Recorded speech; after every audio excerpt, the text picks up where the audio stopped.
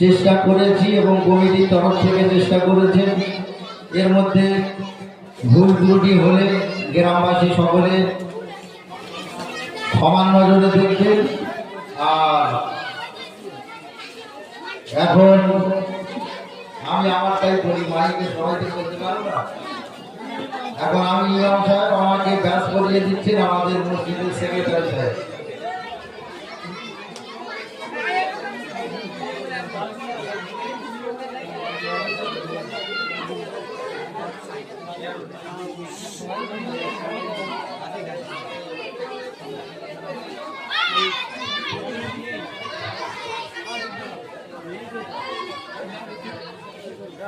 জোরে একটা তকবীর হবে, নারে তাকবীর, নারে তাকবীর।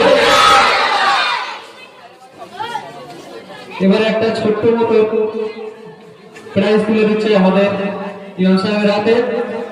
জোরে নারে তাকবীর।